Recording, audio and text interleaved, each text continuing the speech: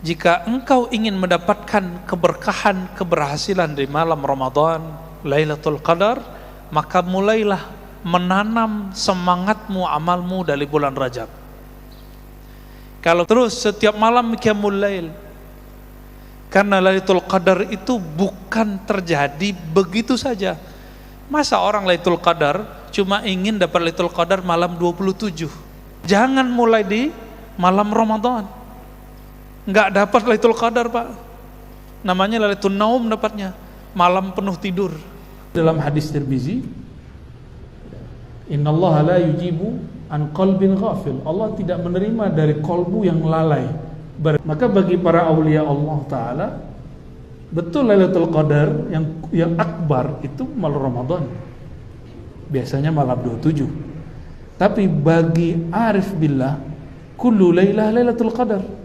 Coba lihat orang awam, hanya sungguh-sungguh malam Lailatul Qadar.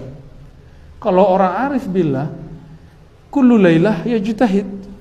Setiap malam dia sungguh-sungguh, nggak nunggu sekali setahun, kelamaan.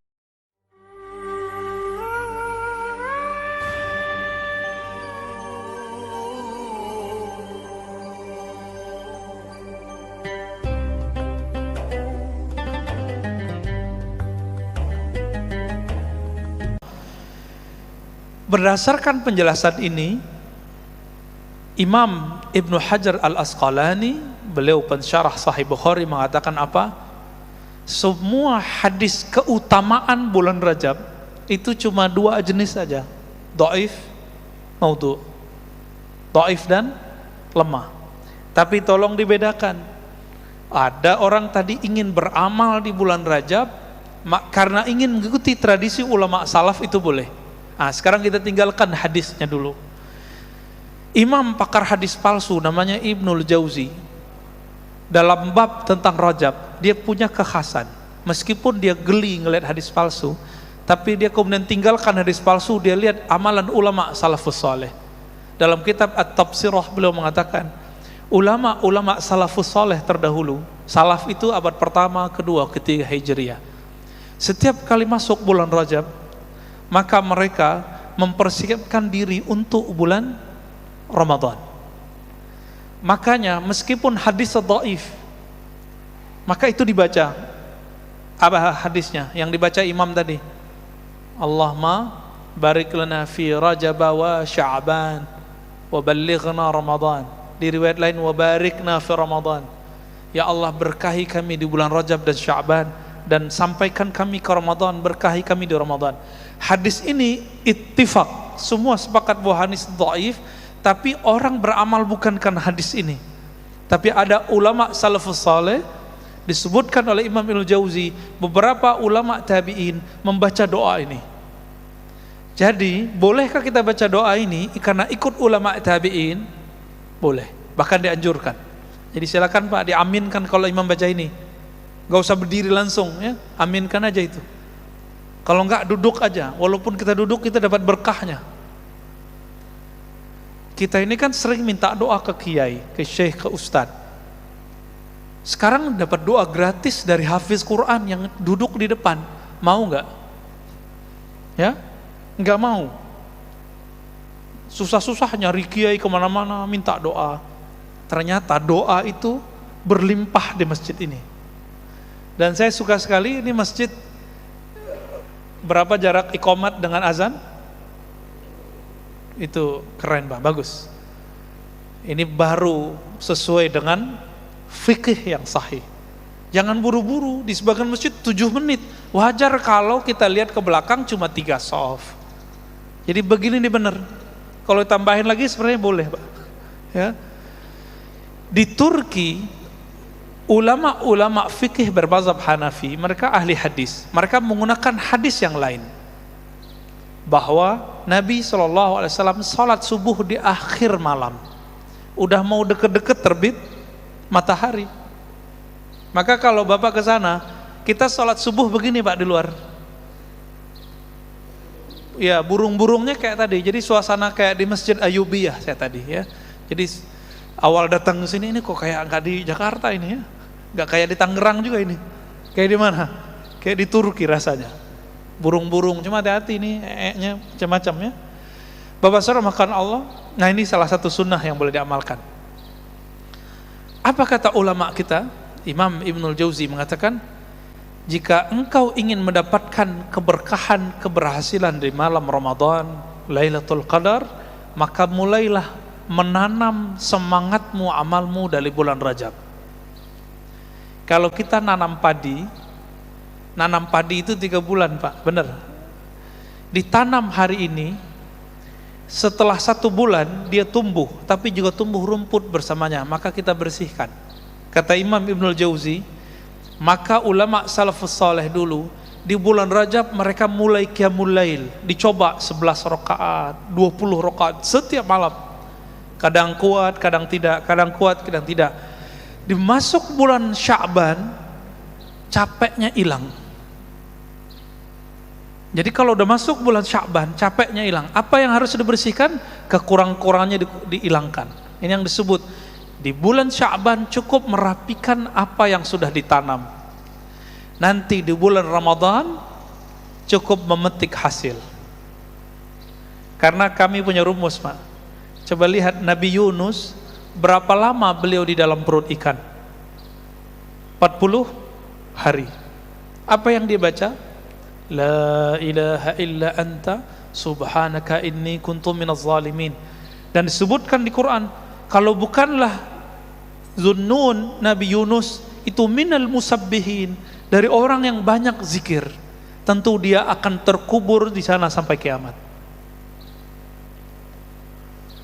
Maka jika ingin kolbu ini tidak mati, tidak terkubur, coba amalkan zikir ini, Pak. La ilaha illa anta subhanaka inni kuntu minaz zalimin. Amalkan terus sampai nanti bulan Sya'ban, 40 hari. Coba 10 hari pertama bulan Sya'ban ganti zikirnya. Terus setiap malam qiyamul lail. Karena Lailatul Qadar itu bukan terjadi begitu saja. Masa orang Lailatul Qadar cuma ingin dapat Lailatul Qadar malam 27 terus tidur di masjid? Sejak kapan orang tidur di masjid dapat Lailatul Qadar? Kita lihat orang pindah tidur, Pak, plok. Lailatul Qadar apaan? Nanti jam 2 bangun, Lailatul Qadarnya udah lewat, jam 12 udah lewat. Rata-rata rahasia-rahasia itu turunnya mulainya jam 12-an, tengah malam itu. Pas tengah malam itu, di situ banyak orang tertidur. Di saat tertidur itulah Allah lihat, Allah pandang qalbu yang masih hidup. Innallaha yanzuru ila qulubikum. Allah pandang qalbu yang hidup. Jadi coba, Pak, latihan mulai malam ini. Coba kalau bangunnya agak lebih awal, jam 3. Nanti sampai jam 4 rehat sebentar. Jadi 1 jam beramal. Itu dahsyat itu. Qalbunya akan luar biasa. Orang yang setiap hari jalan cepat setengah jam, jantungnya sehat. Benar gak? Maka disebut dengan senam jantung. Kenapa kalau dokter yang ngomong, ayo bapak ini punya masalah jantung nih, jalan cepat setiap hari setengah jam, kenapa patuh? Padahal tubuh ini bakal kita tinggalkan. Kenapa kalau dokter yang ngomong, buya yang ngomong, syekh yang ngomong, kiai yang ngomong, ustadz yang ngomong gak mau diamalkan? Apa masalah qalbu kita ini? Apa kata guru kita? Apa kata syekh kita? Apa kata nabi kita? Apa kata Allah Rabb kita? Wa minal lail fatahajjat bihi nafilatan lak. Sebagian malam maka bangunlah. Pengen jadi wali Allah nggak, Bapak Ibu saudara makan Allah? Pengen jadi wali Allah? Serius ingin jadi wali Allah? Bangun tahajud. Hanya itu maharnya, nggak ada lagi. Mahar jadi kekasih Allah di saat orang sibuk untuk memanjakan tubuh, dia sibuk memanjakan rohnya, qalbunya. Hubungan kita dengan Allah itu hubungan kita dengan roh. Kenapa? Allah menyebut wa nafakhtu fihi min ruhi. Aku tiupkan rohku kepada tubuh manusia.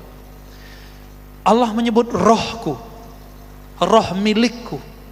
Oleh karena itu ketika orang meninggal yang dibaca innalillah Itu sebenarnya kebahagiaan bagi roh orang mukmin. Kenapa? Dia pulang kampung. Saya mau tanya Pak, yang orang yang bukan orang sini, senang nggak pulang kampung? Senang. Itu baru kampung fisik. Betapa indahnya dan nikmatnya, merindukannya si kolbu itu pulang kepada yang punya kolbu. Roh itu pulang kepada yang punya roh. Tapi bapak ini mau pulang kampung, nggak pernah kirim bantuan untuk masjid kampung, nggak pernah kirim duit untuk orang tua di kampung, nggak pernah bantu saudara di kampung, nggak pernah nyapa orang kampung, nggak punya rumah lagi di kampung, berani nggak pulang? Nggak berani pulang. Maka meskipun kita lagi merantau di dunia ini tubuh milik bumi Pak, ini bumi yang punya, bukan tubuh rohani ini. Kita rohnya lagi merantau di sini. Maka rajin-rajin nabung. Ini hadis terakhir yang saya mau baca. Salat syuruknya boleh ditunda ya. Apa kata Nabi dalam hadis sahih riwayat Imam Tirmizi? Laqitu Ibrahima lailatan usriyabi. Aku bertemu Nabiullah Ibrahim pada malam aku dimi'rajkan, diisrakan. Di mana itu? Di langit ketujuh. Jadi Nabi Muhammad ketemu Nabi Ibrahim di langit ketujuh, karena langit itu tempat tinggalnya roh-roh suci, bukan tempat Allah, tempat tinggalnya roh-roh suci. Hadis sahih Imam Bukhari. Di sini hadis riwayat Imam Tirmizi. Lalu Nabi Ibrahim mengatakan, ya Muhammad, ini kabar gembira buat kita. Ya Muhammad, aqri minni assalam ala ummatik. Tolong sampaikan salamku, rinduku, doaku untuk umatmu. Saya mau tanya Bapak Ibu, saudara-saudara, karena Allah, kita ini umat Nabi Muhammad bukan? Maka siapapun umat Nabi Muhammad, dia telah dapat salam ini. Itulah rahasianya kenapa kita harus berbalas. Dan akhirnya diabadikan salawatnya kita kepada Nabi Muhammad, itu disebutkan seperti salawat ke Nabi Ibrahim. Allahumma salli ala Muhammad wa ala ali Muhammad kama sallaita ala Ibrahim wa ala ali Ibrahim. Itu hadisnya. Boleh pakai Sayyidina, boleh tidak ya. Ya Allah, berikan salawat sayangmu kepada Nabi Muhammad sebagaimana engkau pernah tumpah ruahkan kepada Nabi Ibrahim. Itu rahasianya sebenarnya. Jadi kita dapat Pak, kita dapat salamnya. Siapa yang menjawab salam ini dengan kalbunya, maka insya Allah dia terbebas dari neraka. Kenapa? Salam dari Nabi-Nabi Allah, pasti selamat itu dunia akhirat. Lalu Nabi Ibrahim mengatakan, ini yang salam beliau itu ingin menyampaikan ini. Sampaikan kepada umatmu wahai Muhammad, inna fil jannah, sesungguhnya di surga itu ada air. Airnya sangat bening, tanahnya sangat subur. Wa annaha qay'an, tapi ingat, tanahnya sekarang masih kosong.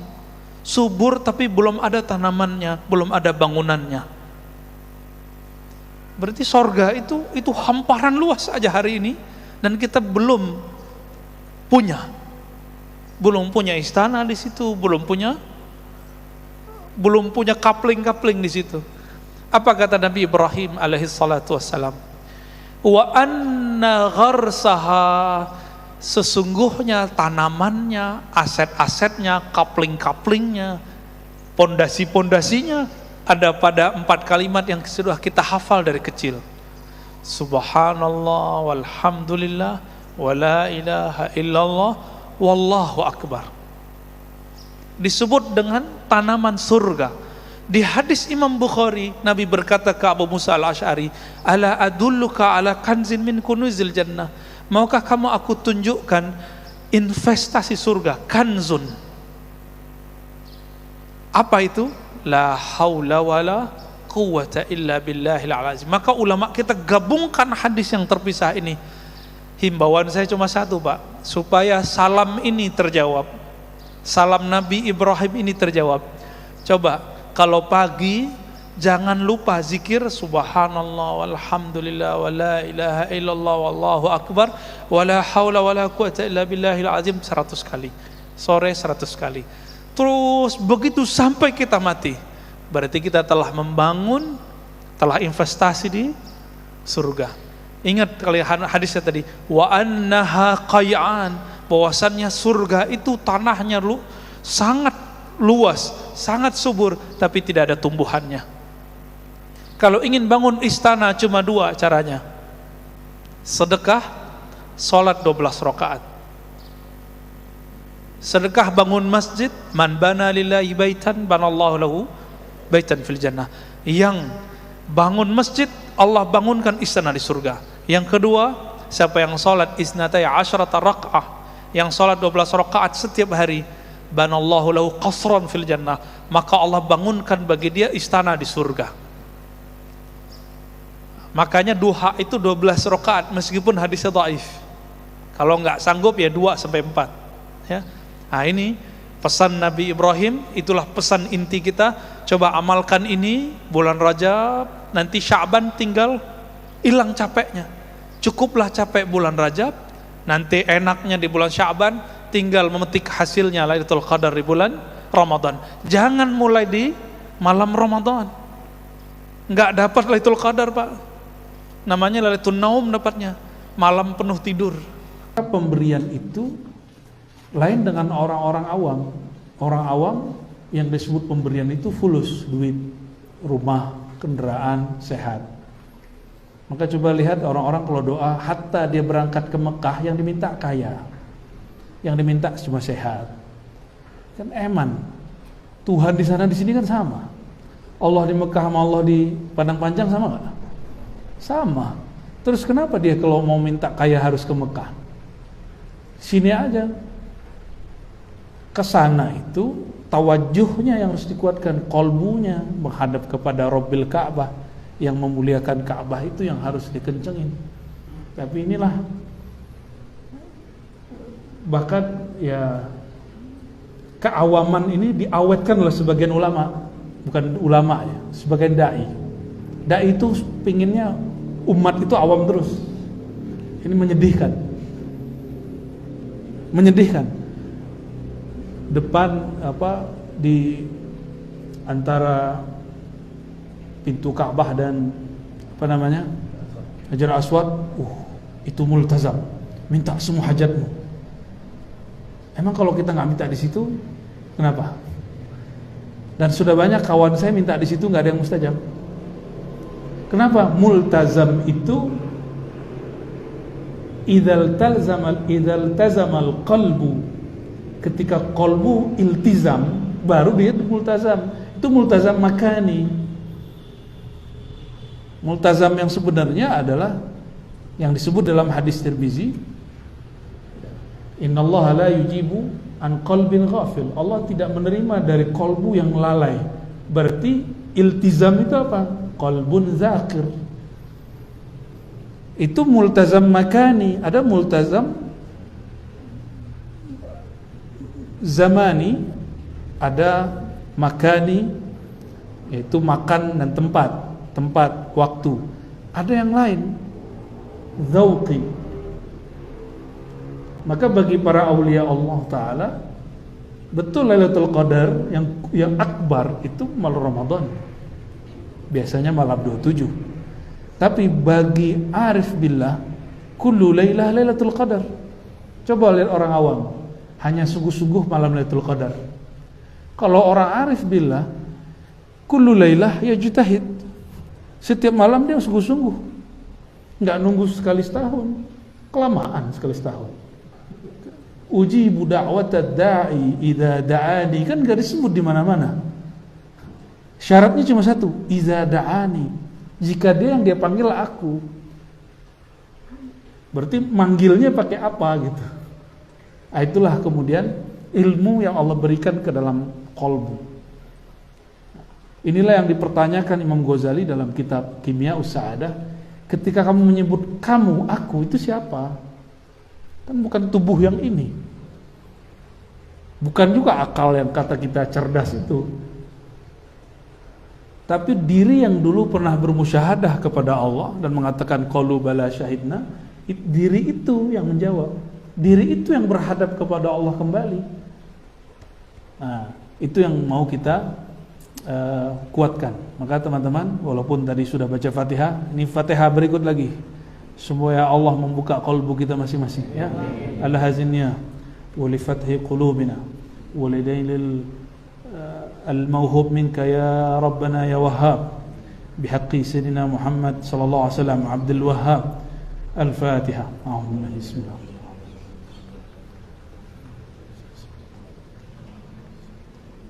والمغضوب عليهم ولا الضالين آمين. Kita mulai buka halaman kedua, yang Hamis dulu ya. Kayaknya benar kayak antum bilang tadi itu. Sini yang kosong bawahnya. Yang Hamis berkata Imam Asy-Syarqawi, Alhamdulillah Rabbil Alamin wa sallallahu ala Sayyidina Muhammad wa ala alihi wa sahbihi wa sallim. Amma ba'du, fayaqulu al-murtaji ghafara al-musawi ghafara al-musawi min Abdullah Ibn Hijazi Al-Khalwati Al-Mashhur Asy-Syarqawi, dikenal dengan nama Abdullah bin Hijazi Asy-Syarqawi. Beliau masyhur dengan hasyiah fiqh, tapi ternyata juga nulis hasyiah hikam. Wal ajab annahu Syekhul Azhar. Dia adalah syekhnya Al-Azhar di zamannya, dan dia menyebut dirinya Khalwati. Berarti dia mursyid tariqat khalwatiyah. Ma ra'aykum? Azhari idza raja' ila Sumatra al-Gharbiyah ماذا يفعل؟ يظهر بأهل السنة كأزهري أو يظهر بغير أهل السنة أو يستحي من منهج الأزهر ويسب مشايخ الأزهر. Itu yang terjadi hari ini. Saya sebut nama satu syekh Azhar, dicaci maki sama orang yang ngaku tamat Azhar. Itu fakta hari ini. Pulang dari sana, nyampe di sini, caci maki syekh-syekh thariqat, ahli bid'ah. Nggak ada suluk-suluk sama Rasulullah. Nggak ada tuh thariqat syatria, nggak ada. Belum dia ke Al-Azhar, ulama-ulama Al-Azhar sudah berthariqah khalwatiyah. Ulama-ulama kita sudah ngambil thariqat khalwati. Ayahanda Buya Hamka Syekh Abdul Karim ngambil thariqat khalwatiyah dari ayahnya Syekh Amrullah. Mursyid dia, mursyid thariqah khalwatiyah. Beliau dari siapa ngambil? Dari Said Ahmad Zaini Dahlan, Syekh Amrullah itu. Gimana? Bid'ah ya? Jadi kita mempertanyakan keazharian orang yang pulang Al-Azhar lalu menentang mazhab, menentang thariqah sufi, apalagi ngecengin hikam ya. Yang kita tahu Al-Azhar itu ahlu sunnah, mereka bermazhab, akidahnya Asy'ariyah Maturidiyah, dan mereka menerima tasawuf. Itu yang kita tahu. Maka kalau ada Azhari pulang dan tidak seperti itu, kita mesti bertanya nih. Ya mohon maaf kalau antum ada yang Azhari ya, tersinggung boleh ya. Silakan tafadhol ya. Nanti kita bisa ngobrol dan ngopi bareng. Ya, kita pikirkan ini ada masalah apa nih. Dan khas Sumatera Gharbiyah, Sumatera Barat. Yang lain enggak? Riau aman. Jawa aman. Ada apa dengan kita? Kenapa tamatan Azhar orang Minang yuzhir bi ghairi manhaj Al-Azhar? Ada yang saya ngomong begitu marah-marah dia. Inti jangan gitu-gitu sama kita. Loh, bukan enggak gitu-gituan. Masa ada Azhari ya subbu Syekh Al-Azhar? Itu aneh itu bagi saya. Ya wa yasubbu manhajahu. Mencaci maki manhaj masyayikh Al-Azhar, yaitu berthariqah. Itu yang paling penting ya. Antum enggak senang Syahal Jumat urusan antum. Tapi manhaj Ahlus Sunnah, aqidah Ahlus Sunnah Asy'ariyah Maturidiyah, bermazhab fikih, terus bertasawuf. Udah titik. Tasawufnya tasawuf manhaj Imam Ghazali. Ini ada kitab Al-Munqidh min ad-Dhalal, ada Ihya Ulumuddin. Ya, jelas bahwa Imam Ghazali, bacalah kitab Al-Muqaddimat itu luar biasa. Belum berbicara muqasyafah, bicara musyahadah, ya. Yang oleh ustadz sekarang dianggap itu khusus orang dulu. Padahal enggak. Di sini aja ada kalimatnya. Hatta innahum fi yaqazatihim yushahiduna al-malaikah wa arwah al-anbiya wa yasma'una minhum aswatan. Gila kan itu kalimat? Saya tutup aja deh. Ngeri itu kalimat. Ahli-ahli sufi itu kalau qalbunya sudah Allah bukakan hijab, sebagaimana terjadi dulu di zaman salafus saleh, para sahabat tabi'in menyaksikan malaikat, mereka akan mengalami. Kan katanya gitu, law kana khairun lasabaquna. Kalau itu baik pasti salafus saleh udah mengalaminya. Ya ini salafus saleh ngeliat malaikat, ente pernah ngeliat malaikatnya? Yusyahidul arwah, menyaksikan arwah-arwah yang udah meninggal enggak? Bahkan yasma'una aswatan, bisa dengar. Ya, Imam Ghazali ngomong gitu di kitab Al-Munqidh min ad-Dhalal, kitab Ahlus Sunnah. Saya ngomong ini selama pandemi, disebut sesat saya sama orang. Nah, sama aja dia menyesatkan Imam Ghazali. Kan manhaj kita enggak keluar sama sekali dari Ghazali. Mengenai nama ruh, itu kan kita sudah tutup. Tapi tenang, saya ada tulisannya tapi belum saya expose. Bahwa nama ruh itu istilah aja. Boleh disebut nama batin, nama walaya, nama kehambaan, nama ghaib. Itu istilah-istilah aja. Dan itu banyak di kitab-kitab itu sudah ada. Tapi saya biar gampang kasih nama ism ruh gitu. Kenapa? Kullu mawjud. Ada namanya, ada isim dan musammanya. Setiap yang wujud ada isim musammanya. Itu kaidah yang ada dalam kitab Al-Asma' wa Sifat karya Abdul Qahir Al-Baghdadi, Imam Ahlus Sunnah Asy'ariyah, generasi keempat setelah Imam Asy'ari. Itu kitab baru dicetak, Al-Asma' wa Sifat. Labudda yani tashtari hadha kitab, 3 mujalladat, 3 jilid. Al-Asma' wa Sifat. Tanya sama Buya Zulaswinder ya. Ntar dicariin dia. Dia bahas asma wa sifat dan di situ ada kaidah luar biasa yang kemudian diringkas Imam Ghazali di dalam kitab Al-Maqsad Al-Asna tentang wujud. Ulama Ahlussunnah sepakat, ruh sudah ada sebelum jasad, benar enggak? Benar. Tapi ini bukan bab akidah loh. Ini bab ontologis namanya, bukan teologis. Antum enggak percaya, enggak ada masalah. Ya. Setiap yang wujud ada isimnya, ada musammanya, ada namanya, ada barang yang dinamakan, zatnya itu.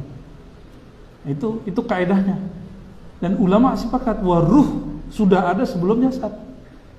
Benar ya? Itu sepakat semua ulama. Bukan jasad dulu baru ruh. Kalau ruh yang ngasih nama siapa? Ya. Kalau ruh wallahu alam siapa yang ngasih nama? Ya gitu. Ya pastinya Abul Arwah lah. Nah, tapi kajian itu sudah saya tutup. Tapi orang kalau bertanya secara ilmiah, ada teksnya, ada dalilnya, ada penafsirannya. Kalau ada orang tidak sepakat, silakan buat tulisan sendiri, nggak ada masalah. Jadi itu sudah masuk ke ranah ilmiah. Ya. Ada orang dulu nggak sepakat dengan kitab Ghunyah, saya sebut itu sumber nama ruh, nggak apa-apa. Itu kan penafsiran dia. Saya punya penafsiran sendiri. Siapa yang mengatakan pendapat dia lebih benar dari saya atau pendapat saya lebih salah dari dia? Kan nggak ada. Kan nggak ada jaminan. Nah, biasakan berbeda ketika kita bab kajian ilmiah. Jangan kemudian memaksakan orang harus sama kayak kita. Kita sudah biasa beda sama orang. Ya, beda bab ini, bab itu. Hatta dalam bab teologis, bab kalam itu ada perbedaan. Dan nggak muskilah. Kenapa kemudian dalam bab ini dan itu kemudian orang nggak bisa terima? Kayaknya kita terlalu naif ketika mengatakan kita ini mengemban ilmu ya. Nah, maka teman-teman, kitab ini ditulis oleh Imam Syarqawi, wa kana min syuyukhil Azhar wa kana mursyidan fi at-tariqah al-khalwatiyah. Gimana menurut antum? Ya. Dia tamatan Azhar, dia syuyukhul Azhar dan mursyid tariqah khalwatiyah. Itu baru satu tariqah, dia juga mursyid Syadziliyah. Cuma enggak masyhur, makanya dia bisa syarah Al-Hikam. Dan masyrabnya hampir ngena. Jadi orang kalau tidak bertorikoh mensyarah hikam, hambar aja bawaannya. Karena hikam ini nggak bisa dihafalin. Hikam ini ilmu zauq. Nah, di kitab Al-Munqidh Dolal apa kata beliau? Ilmu torikoh tasawuf itu bukan ilmu kamu membaca, kamu hafalkan, kamu fikirkan, enggak, kamu diskusikan, enggak. Maka diskusi ilmu tasawuf lain dengan tasawuf. Fakultas tasawuf, fakultas ilmu tasawuf, mata kuliah tasawuf bukanlah tasawuf. Tasawuf itu ilmun wa amalun wa zauqun. 3 aja. Ilmun, amalun, zauqun, tasawuf. Engkau berilmu lalu mengamalkannya dan zauqnya. Ilmu, ada nggak ilmu itu sendiri tiba-tiba datang ke kepala gitu? Nggak mungkin kan? Ilmu ambil terus masuk ke kepala, bisa gitu nggak? Nggak kan? Ada nggak buah yang menghasilkan ilmu? Kan nggak bisa kita makan terus langsung kita berilmu.